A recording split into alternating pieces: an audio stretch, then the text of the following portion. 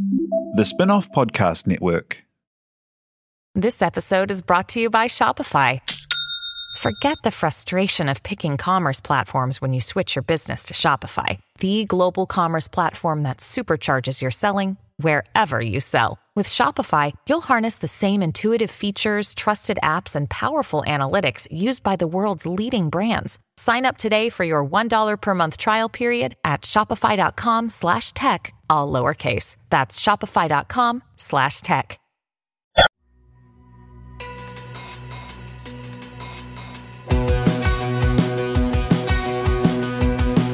No mai hoki mai ki other fold e mihi nei ko dangri tōku ingoa. My guest today is Anna Rafiti Connell. Welcome, Anna. Morena, Duncan. We're recording this on a Friday, which is a whole weekend ahead of when we normally would because it's school holidays next week and I just won't be here. So if some giant media event happens in between times, which honestly could do.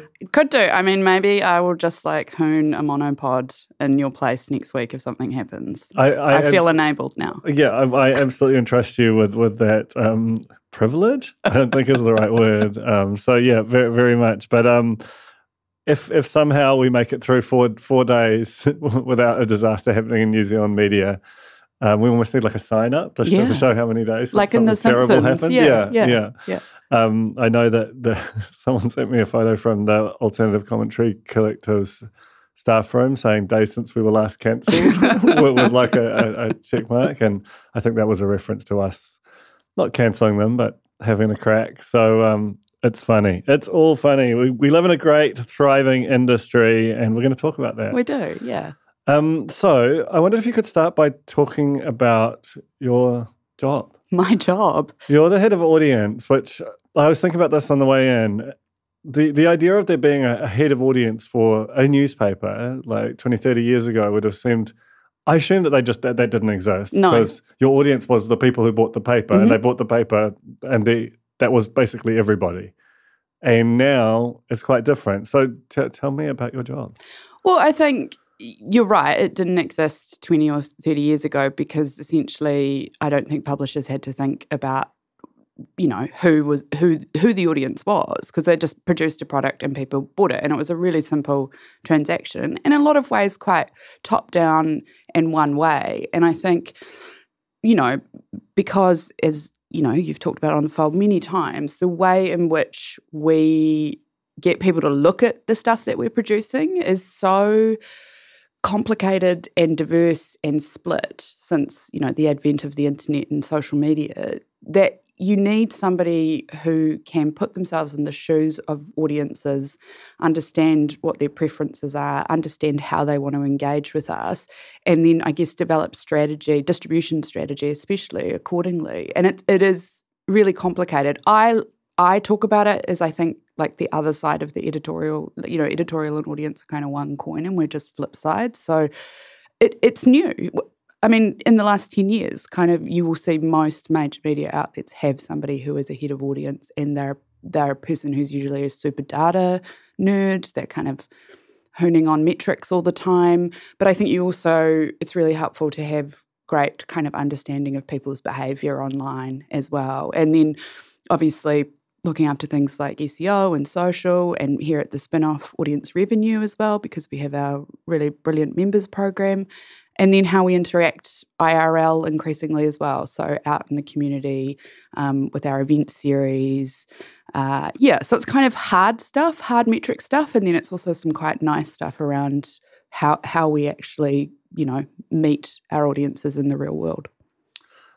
So as a result of that, I thought, there's been something I wanted to dig into for a while with the sort of new format Fold, the Tuesday Fold, which is basically, since the spin-off started, the 10 years that we've been going, a lot of the platforms are the same in terms of their names, their brands. TikTok's arrived, but Instagram, Facebook, WhatsApp, LinkedIn, YouTube, they're all kind of still there. But what they do and the relationship they have with both their users and the and publishers particularly, has changed radically. But because it's changed gradually as well as radically, I feel like some people haven't necessarily clocked that and really thought about the implications of it. So what I want to do today is really talk through some of that aspect of the sort of the changing shape of the internet, really, and use your background prior to the spin-off, the jobs you've had, which both involved related to the social platforms, as a way of kind of giving a bit of an outside sense check on that. So could you tell me when you first encountered Facebook from in a work context? It was when I was working for Auckland Theatre Company, and I was in the marketing team, and my job was largely around fundraising. So I looked after sponsors and patrons and all of that kind of thing. But I was sort of drawn to, I think maybe it was initially, I had a Facebook account, but Twitter was when I really started to be like, oh wow, this is a whole thing.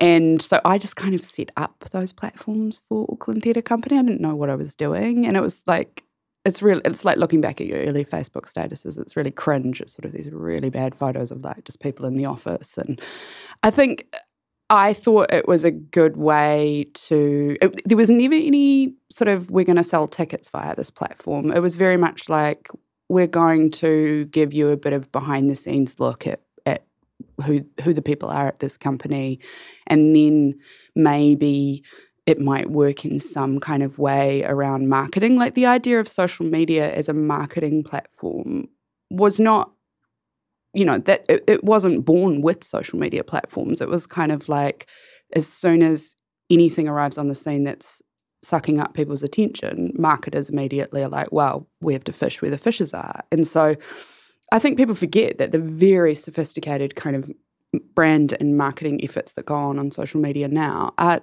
not, super old. They've been around, 15 kind of years, but that whole way of thinking, that whole sort of, we actually need to kind of produce content that sits alongside kind of entertainment content is quite new. And so I suppose the big thing that I found not shocking, but the big difference is that my work in social media before working in the media, so I was at Auckland Theatre Company and then I went to BNZ as their head of social media and content. It was never about driving traffic. And I think getting into a media environment and obviously just observing the kind of quite tectonic shifts around the amount of reliance on social media in terms of driving eyeballs to off-site was quite, I was quite, I guess, perplexed by it, because social media for brands and things like that, yes, there are e-commerce brands that are, absolutely 100% reliant on Instagram to drive traffic and things like that, and Instagram loves that and they cater to that. But the idea of not having this really sustained kind of engagement play essentially was the thing that I found, quite odd, looking at the way that media uses social media. Yeah, it's interesting, right? Because, when we first started Facebook, we didn't even, most of the first year, I think I mentioned this recently, we didn't even particularly use Facebook. We were just so beautifully naive. Alex and I, we were both big Twitter users, as you were, so we were just tweeting stuff. And meanwhile, sitting right there, I think we had a Facebook page, but we just didn't put anything there because we were like, oh, Facebook, that's boring and old and kind of already washed in 2014. And then we started to see traffic come through there and we thought, oh, maybe we'll just post the stuff there. And it was extraordinary. Our traffic probably tripled overnight. Facebook just at that time, if you're a publisher, especially I think because we had a tone of voice, like the now that sort of table stakes for publishers, and like the Herald, Mitch at the Herald is like a total master at it, and kind of has become probably the state of the art in a New Zealand context. But at the time when we had like a funny sell and like a weird headline, people just went crazy for it, and the traffic just followed, and our presence lit up. And I guess it's interesting, right? Because I think you're correct in saying that that wasn't a core use case. It was, but it, and you, ideal world, you do a bunch of different stuff on Facebook, and it's not just sharing links and getting traffic. But because it was such a powerful traffic driver at the time, every publisher got really into that, and I think Facebook liked the fact that it was this amazing, had this amazing relationship with the news media, which at the time still felt a lot more powerful than it is an institution. However, over time, they started to want you to pay to reach audiences and to get traffic from them, and B, as they sort of viewed anyone leaving the platform as some kind of business failure, the amount of traffic they distributed to publishers changed radically, and that's, I think, probably the source of our current kind of broken relationship there. Yeah, absolutely. And I think, to sort of say, I found the way that media use social media kind of odd against the way that I had observed it being used is, radically understates the way that Facebook has pulled the rug out from underneath, media and publishing businesses, but all sorts of different businesses. And I think back in 2014, people weren't really talking about the algorithm so much, and they weren't talking about the news feed. And I remember, when I was looking after social media for lots of different brands and pages, this sort of thing that made so much sense to me when I heard it, which is you've got 97% of what's going on Facebook is happening in the news feed. People are not going directly to your page to find you, right? So the mechanism for shoveling, if you follow 500 brand pages, there's absolutely no way that you are seeing everything that's going on. And so this conversation about the algorithm sort of really emerged, and I think it's probably one of the biggest conversations around, being online and online behaviour, and is a quite existential threat, to be honest. But that didn't exist back then. And now we know full well that Meta across Instagram and Facebook has tweaked the algorithm over and over and over again to essentially fundamentally reject a lot of news and particularly political news content being shown to users on their platform. So for someone like the Spin-Off, who, and BuzzFeed was the same, kind of an empire built upon social media traffic, right? You kind of had the rug pulled out from under you in quite a short space of time, and now we find ourselves in a radically different world around how much traffic social media actually drives to us. Should we talk a bit about that? I feel like we can be maybe a bit candid about our traffic sources, and you're very up on what they call it referral traffic, which is well, actually, you're the audience. You explain it, and I can maybe give a bit of a view on how that compares to the sort of the first 5 years when I was sort of staring at it even more intently than I still unfortunately do now. Yeah, I mean, you've just been joined by another nerd who has many, many spreadsheets open at any given time. I mean, look, referral traffic is just how people are getting to the Spin-Off, right? Or how people are getting to the Herald. So from what channel or platform or social media or email or whatever are they clicking on a link and finding us? And again, I don't know what it was like back in 2014, but I would bet that perhaps the homepage was not so important, like people directly coming to the homepage, and instead it was much more, I'm clicking on this link on this particular kind of article. So broadly, we have we look at referral traffic. So we obviously have search, and Google is still the very, very dominant player there. There's a little dribble through from Bing most days, but Google is a big driver for us. Direct is our largest. So if we average across like the year until the end of August, direct is our largest source of referral traffic. So that's people coming directly to the spinoff.co.nz, right? And that's actually, like, the thing is, all traffic is not equal, right? And I feel like if you were to do a sort of hierarchy of the traffic you value most, people who know your brand and show up, whether it's weekly or a few times a day, depending on their level of interest, coming straight to you, that is the God mode. That's the most desirable and traffic you have. Like, to me, that demonstrates a level of kind of direct relationship with our audience. I think it's also indicative of, so to be frank, Facebook is still our largest social media traffic referrer, but on average across the last year accounts for about 13% of our referral traffic. And that's so shocking, right? Mm-hmm. So what was the number for direct? Direct is 30. Yeah. So if I think about what that would have looked like 5 years ago, those numbers would probably have been reversed.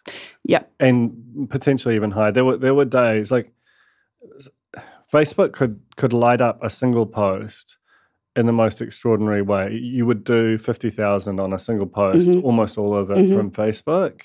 It would feel like everyone in even kind of not just your community, but like 6 adjacent ones had not just seen it but read it. Yep. And that is a thing that's changed. You can still get those kind of numbers very occasionally.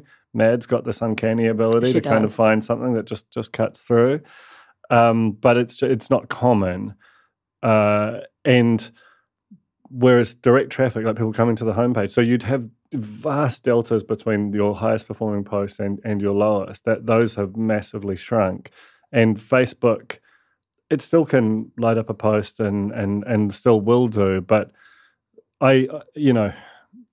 there's part of me that's nostalgic for that time, because you'd put it there and it would just be this instant kind of like put it in my veins, like a hit rush. Yeah. But I do think that now, our traffic isn't radically different. Like it's not. People still get to us. They just get to us in a different way, and we're not sort of hooked on Facebook. 13% of your traffic, it's nice. You don't want to lose it, and you still kind of see things go, poof, and that's still hot. But it's not like fundamental to your business. And because at the time when that was happening, we didn't really think about it. We just thought this seems like this is what Facebook's for, until it wasn't. And you didn't realize how vulnerable you were, I suppose, is the thing, that you were building your house on someone else's land. There was a period of time we were spending $100,000 a year on Facebook. On ads to the site. I remember I was up in Singapore on one of the big tech companies flew me up there, and Facebook heard about it. I don't think it was Facebook taking me up there, but they were like, "Can we have a meeting?" And so I went, and this was like 2017 or something. And I met with this person who was our Facebook rep, like a very, very young person who didn't seem to know very much. But they were like, "You're one of the biggest Facebook spenders in the country." And I was like, "What?" But at the time, there was a logic to it, in the sense that $100,000 spent on Facebook vastly grew your audience there. It meant that all your commercial posts not just hit KPI, but just exploded through it. You were paying sometimes less than a cent per click, and it was like there was this kind of weird relationship between organic traffic and paid traffic, where even if you're paying a cent per click, it seemed to like have this supernormal kind of impact driver on the rest of traffic. So it was just a really different time, and even though that was a colossal sum, it felt like it sort of worked, and I had cause to reflect on it recently, and the idea that we would have that sort of relationship with them, I'm nostalgic for it. No, totally. And look, to be perfectly honest, I look at, like we oscillate between kind of 10 and 18% on a kind of monthly basis from Facebook, and I look at that number, and the thing is that's still driving a meaningful action for us. Like a lot of the shine came off social media for brands when they realised they couldn't get organic reach anymore. And so essentially, certainly when I was working at BNZ, that was like kind of the halcyon days, and then also the end of those. And we went from spending $0 on Facebook while I was there to spending hundreds of thousands, if not millions, right? Because when you logically think about it, who wants to be on social media with their bank, right? So we had this quite chatty kind of informal thing. We didn't really know what we were fanging out. There was all sorts of weird stuff going on. But when we stepped away and we looked at it strategically and we got really hard-assed about it, it was like, what are we doing here? Like, what's the ROI on this? It's hard to track what engagement really means. And so even though traffic from Facebook has really dropped off for publishing companies and for us, I still look at 13% as an average and think that's actually quite meaningful because it is still Facebook driving something, I guess, which is helpful or useful to us. But the reality is, Duncan, is like 76% of our traffic now is either search, direct, or internal. So people coming in for one thing, staying around and clicking on another thing. And that's why we derive a lot more meaning from things like, engaged minutes and total engaged minutes and average time spent, because the direct relationship, the people that are coming to us are the people that we value the most, and the amount of time they spend on the site is an indication of, the value that they get from us. And I think that's the kind of, as a head of audience, that's the equation I'm constantly thinking about, is the value we deliver and the value that people derive from us. So, the direct stuff I think is people being really fed up with social media and finding it to be especially Facebook, just an absolute cesspit of misinformation and AI-generated shit. And, and I also think there's a degree to which it's indicative of a little bit of polarization around media. So people kind of pick their faves or, and pick their lanes and they kind of stay in them. And so we know and understand our audience, and we know that, they're a spin-off audience and they come to us directly now rather than kind of on a wing on a prayer hoping to see us in their social media feeds. I mean, it's interesting though, because I feel like there was a lot of talk. I think probably both of us read Brian Morrissey. Yeah. He's a very good writer of the newsletter, The Rebooting. He came from writing about the advertising industry, but has a very good kind of global view of publishing. He semi-recently had this kind of idea that the homepage was dead, and I think he was wrong on that. And it was associated with the rise of generative AI. Basically, any guy in their 50s, it feels like, and a lot of guys in their 40s too, of which I'm one, to be fair, it felt like it was obligatory to be like really, really interested in Gen AI. It's really, really interesting, but there was also this part of me that was like, I feel like it's a lot of people who've had a lot of direct reports that have really annoyed them, and they've gone, maybe I could have no one work for me but this army of robots. Yeah. It's just a theory. But basically, he just thought that that generative AI was going to be this sort of final product where everything happened on that surface. So all of your kind of home pages, all of your social was going to go away. I think that probably overestimated the extent to which people want to be typing or interacting with something versus just served things. Yeah. Whereas to me, the opposite has almost become true, is that the homepage has become ever more powerful. A lot of people still, I think, have this notion that they used to see the spin-off on Facebook a lot, and that was the way they got to see the spin-off. And some of them have learned that you go to the homepage, and some of them probably would still like it, but it's just been slowly turned down as a dial. And I think that's the thing that's frustrating to us, is that because we did really well there, and because the compact seemed to be between Facebook and publishers, that it was like, Facebook is everyone's homepage, and we'll create a feed that's all the stuff you like, and we'll just keep showing it to you. And then they say, their theory is that, time marches on, people started liking vertical video and AI-generated slop rather than news stories, and it's human consumer behavior that has driven that. When I just don't believe that to be true. I think there are a lot of people who did quite like the old version of Facebook, which is basically like the current version of LinkedIn, where there's just a lot of there's a feed of links and posts by people, and it sort of works. But for expedient business reasons, that they moved on, and that's fine. I just kind of sometimes I wish there was a bit more of a tip hey, Facebook user. From today, we're going to radically change the product. So if you used to like here's a list of things which we used to do that we're no longer going to do.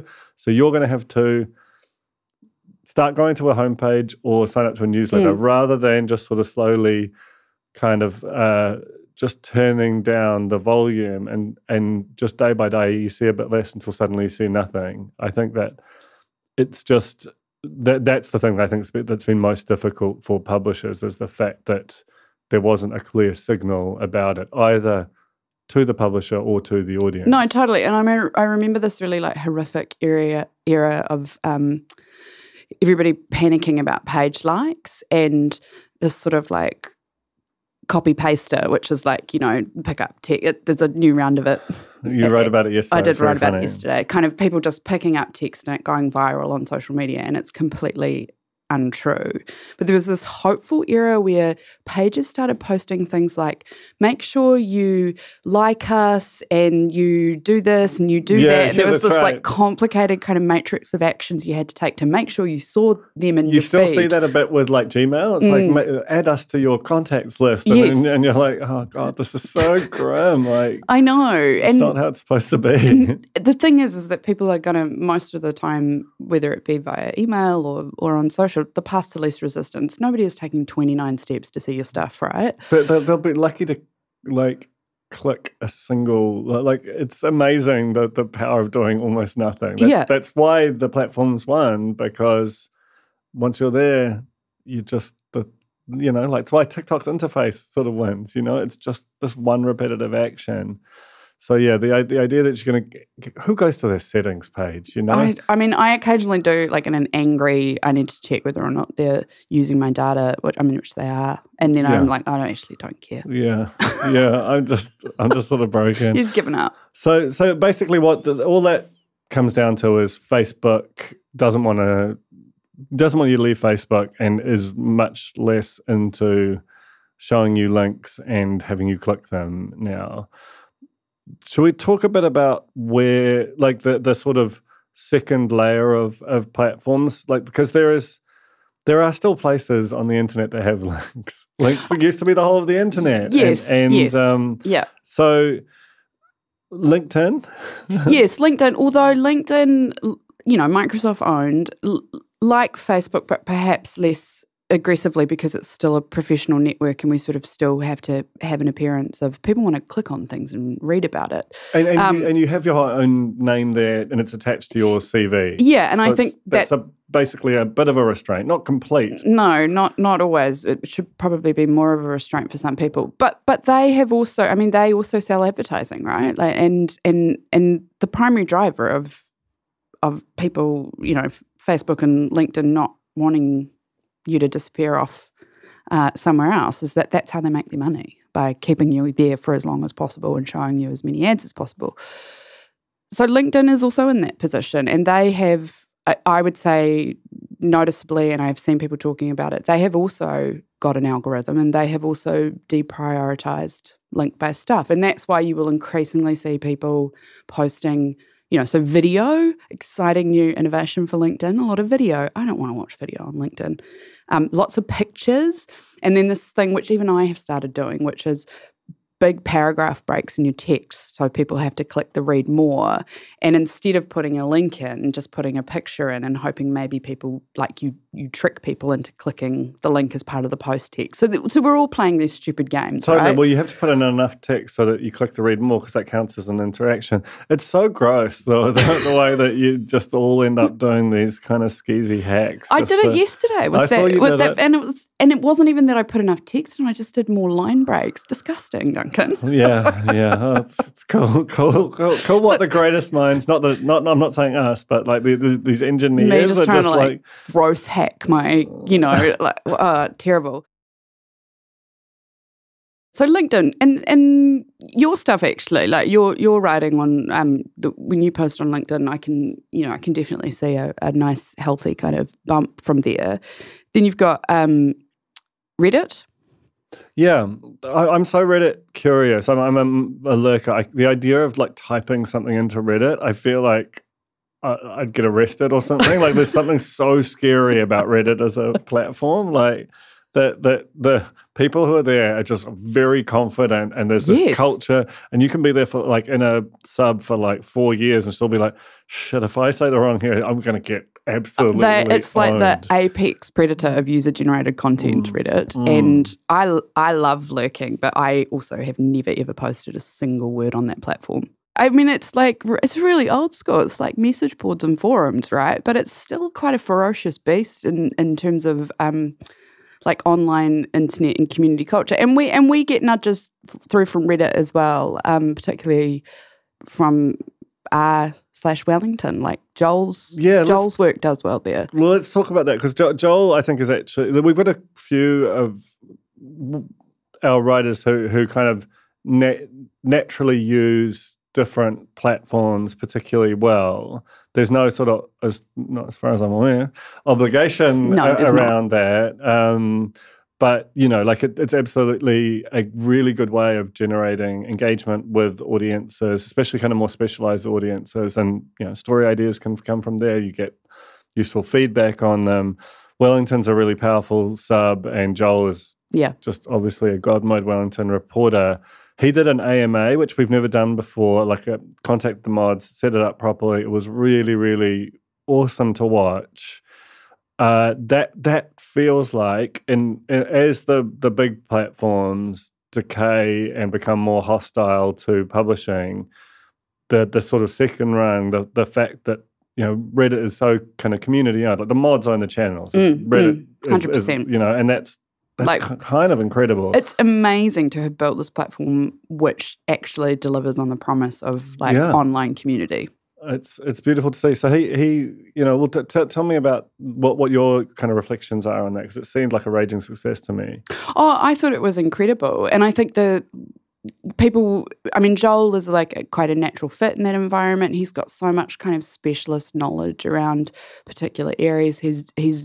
He deeply loves Wellington, and he's really into the fabric of that city, and so he knows what he's talking about. And you know, there's an aspect of it that's kind of almost, you know, the right amount of nerd for Reddit. I mean that with love, Joel McManus. But, you know, like he really knows his stuff, and people really appreciate that on Reddit, because it is a place where people are going into hyper niche kind of communities. You can have a hobby or love something or be a fan of something, and there will be a subreddit for you, right?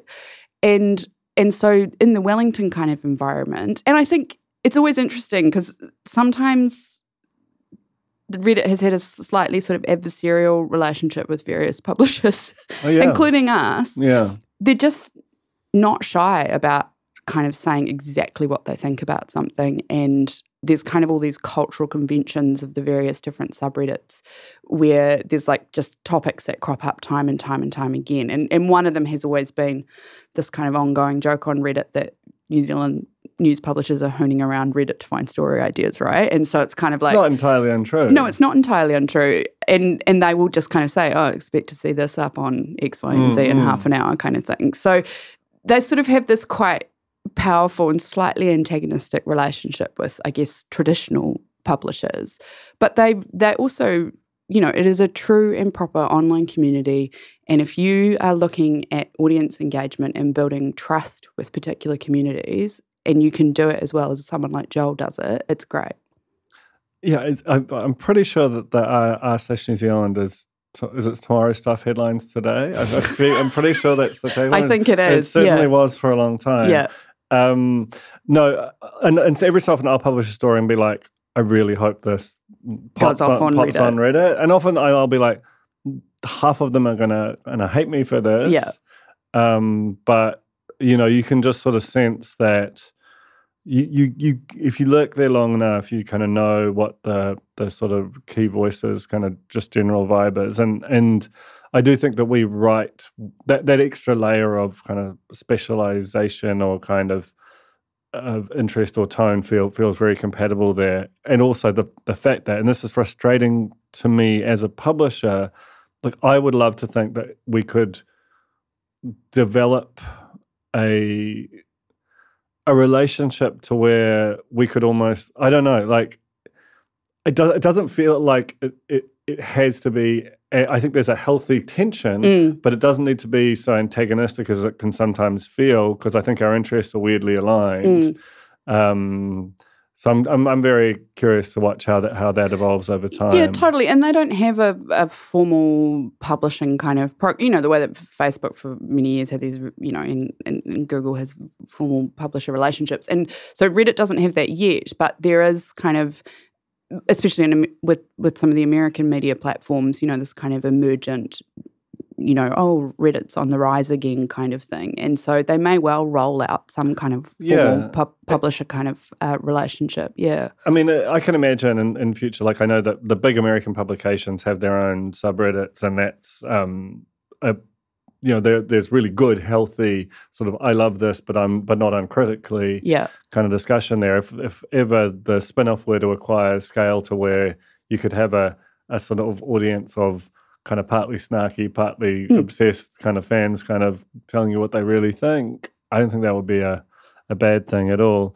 Are there any other sort of platforms, before we move on to just dig into a couple of kind of newsy hits, any other platforms that you think are sort of interesting, growing, kind of might serve a purpose? I mean, we're all talking about traffic here. There's a whole other kind of world of brand which we just won't touch because maybe we'll do that next time. But the traffic piece is the thing that's changed the most, and I'm kind of most curious about for this discussion. Yeah, I mean, I think, obviously there's Twitter, which really minimal, right? And every time I see people talking about, like we've sort of made an observation that actually a lot of brands and media have pulled back from posting there. And there's this sort of idea that it's like, oh, we're afraid or we're anti-free speech. Like it's kind of taken on this cultural war tonality. And it's actually just around the efficacy of the channel. It drives very little traffic for us, right? WhatsApp is another interesting one. So they have also rolled out like a kind of publisher play and via what's called channels. And so you essentially sign up to like the New Zealand Herald channel or the New York Times channel. And that is apparently going great guns for the publishers that are there. Yeah, I've sort of, it's interesting. I'm curious about WhatsApp, and I have looked at channels and subscribed to a bunch of publishers' work there. I remain sort of a bit skeptical. One, because WhatsApp's owned by Meta, and Meta have history of, if anything gets to be good for anyone, they'll try and find a way to either make you pay for it or just arbitrarily change it. Yeah, exactly. Yeah. So even though I actually think I like WhatsApp as a platform, I remain sort of very dubious about the idea of building a house there. But equally, like the sort of private link sharing still feels to me like the most natural, like the idea of posting in public almost anything beyond like a really bland LinkedIn status just makes me feel like just like that mild nausea of like a sort of just an average hangover. That's my own personal problem, but the idea of sharing links privately with friends, and whether it's in like a group or whatever, that's very normal. I'm very into that. Yeah. And I feel like that's the kind of, if there a way of sort of pushing you towards that, which wasn't like a gross stack of different social icons on the back and like this, share this, yes, yeah. I think you just have to accept that it's a behavior that has kind of become, and there's not really a massive amount you can do to sort of push people towards it. No, I mean, I think the thing with WhatsApp that makes it, I guess, distinct from Facebook and Instagram, I mean, obviously owned by Meta, yes, is that it is operating in a kind of much more private messaging kind of interface. And I think there's almost a de-risking that's gone on there. Like to me, I look at WhatsApp from a publishing point of view and think, well, that's actually just really similar to kind of like push notifications, right?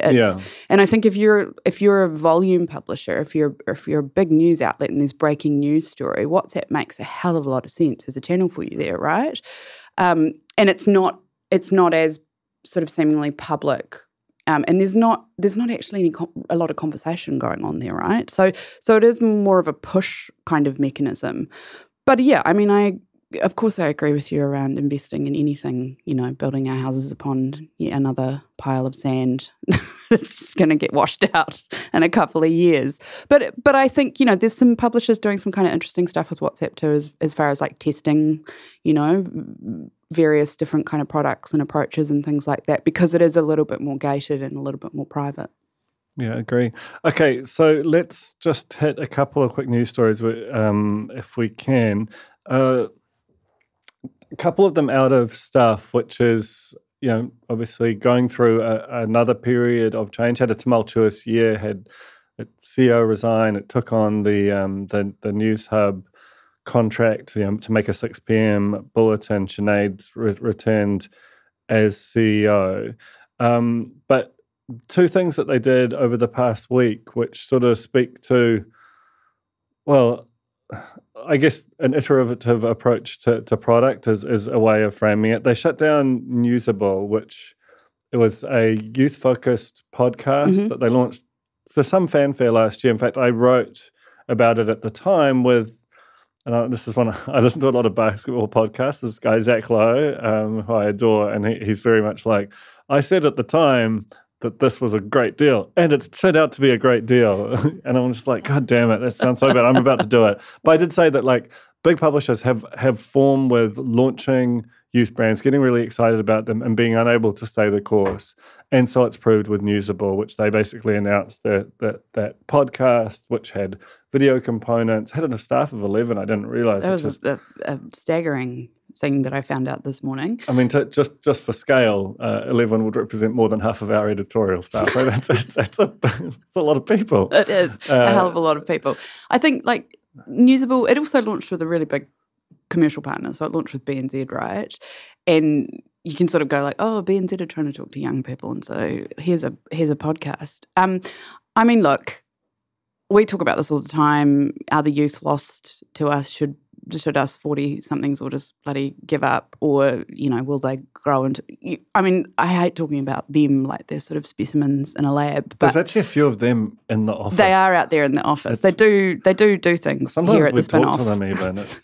Sometimes we let them publish things on the website. Yeah, but they're actually quite productive.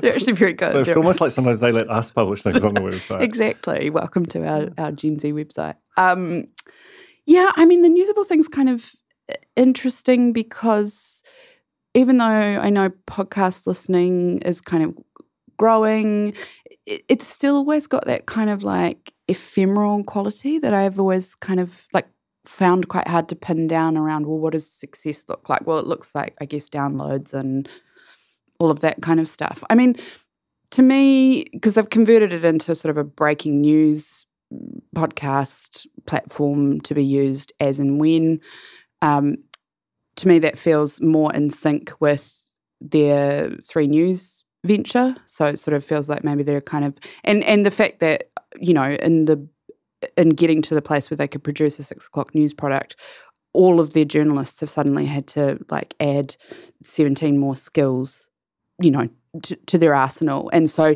you can sort of see that given that they've made this investment in training people to be on camera and to speak rather than just write words, that actually maybe it does make more sense, possibly from a cost basis, I guess, to just have your journalists kind of flowing across multi-channels, and perhaps that's what, on some level, that's kind of classic digital first. And, I think that they hired well, and it was a well-executed brand. I don't really fault them for doing it, to be honest. It's such a difficult environment out there. You do have to try things, and yes, I still hold to the thesis that institutional media struggles with youth, and when it makes a youth play, you can always sort of feel a moment like this coming in the future. Like, it doesn't feel like a long commitment the same way that like One Roof is for NZME, for example.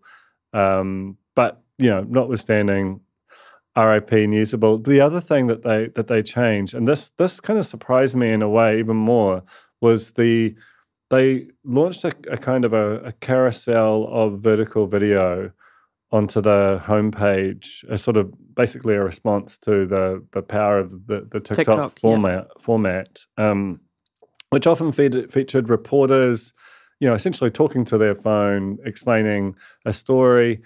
there was some snark about it when it first launched, that it was a bit kind of ragged.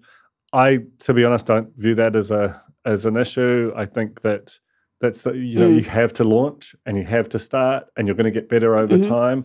And if you wait till you're perfect, unless you're the New York Times and you can, and it looks like it's an Yves Saint Laurent kind of shirt. These kind of soft focus black and white pieces to camera that they do, then you just have to start. The thing that does surprise me is that they've shut it down. That carousel's gone. Now, maybe that's because they're getting such a volume of horizontal video through the 3 News partnership, that there are higher, as far as I'm aware, you get more money for a sort of horizontal thing, which is functionally more like a TVC than the vertical video function. But given that there's still so much energy in vertical video, and that even like I said, the New York Times has kind of managed to successfully incorporate it into their homepage in a way that feels quite kind of natural. Yeah, I was surprised to see stuff drop there. What did you kind of make of that? I mean, I think 2 things. It's quite a big chunk of the homepage, so it was kind of always below the fold, but it is quite a big bit of real estate on a homepage, and thinking about it, I guess, from a monetization point of view and that sort of thing.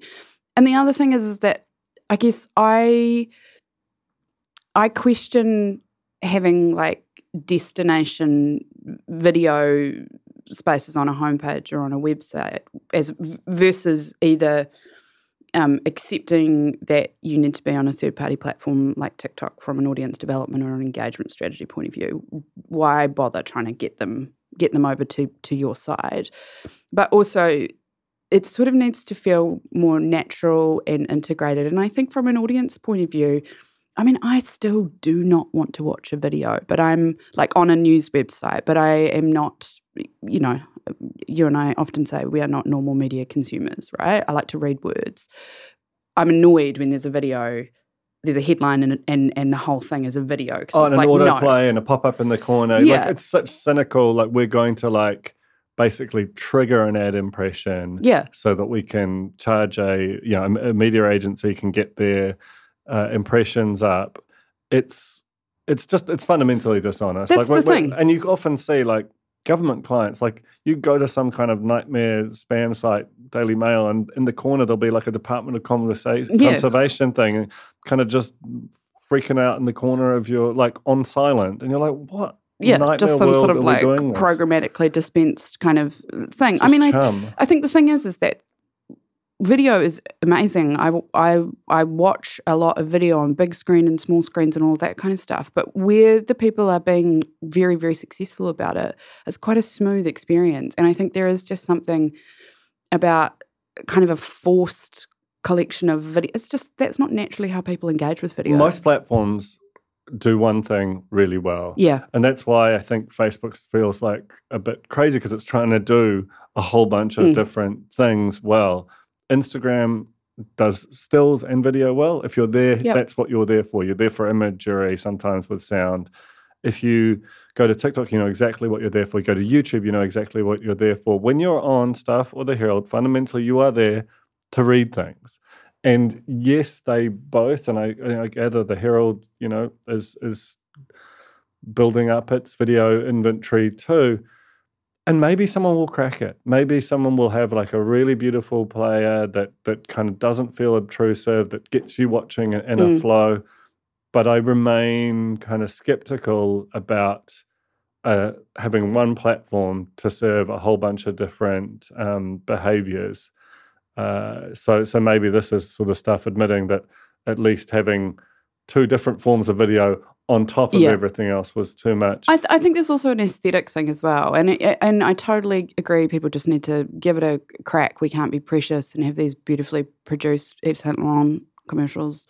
But there is also something that's why would I watch this kind of homespun version of someone telling me about a news event when if you're 24, you've got a bunch of creators on TikTok that are already doing that, right? And so maybe there does need to be a certain aesthetic or polish or something to go, actually, and that's what the New York Times does beautifully. It's essentially a very authoritative presence. That's true.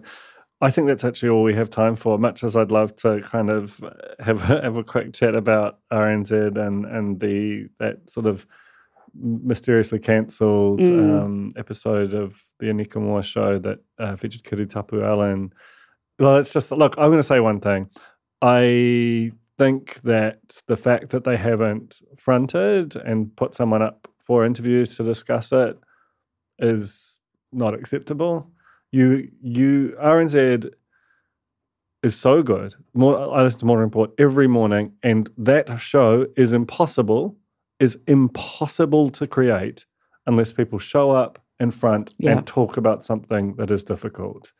You, as a news organization, cannot operate in a situation where you're sending out a statement when you've got a problem, because it's a betrayal of the whole way we none of us can operate if that's the way it works. Having said that this is increasingly all news organizations are doing it, and it's completely unacceptable for all of us. So I just want to say that. I mean, this is just the kind of most recent example. I saw John O'Millan from the Newsroom Pro editor complaining about it. He's right, but I don't think it's like if we're going to do this kind of self-reflection, there's a lot of kind of reflection happening in media at the moment. I think a lot of it's good and due. That's just an obvious one. We can't win trust with our audiences or any other kind of constituency if we won't front when there's a problem. 100%. I mean, you cannot preach from a mountaintop about trust and not have transparency. Those two things go hand in hand, and what is good for the goose has got to be good for the gander, right? Yeah, and you got, Jack Thames kind of basically empty chairing Chris Luxon. Fair enough. But there's been kind of persistent, David Seymour won't go on Morning Report. Morning Report will kind of call out how many times it's made requests to a minister's office. I love all that. It's important. But the corollary is we show up. All right, that's everything. Thanks so much, Hannah. This was real fun. My pleasure. Thanks, Duncan.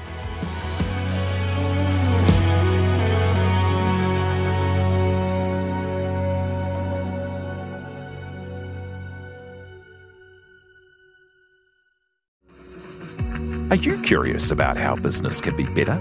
I'm Simon Pound, and I host Business is Boring, a podcast where I kōrero with some of the most interesting people in entrepreneurship, commerce, and making things happen. Tune in to Business is Boring every Tuesday, brought to you by the Spin-Off Podcast Network in partnership with Spark Business Lab. Kia ora e te iwi, Te Aihe Butler here, podcast manager at the Spin-Off.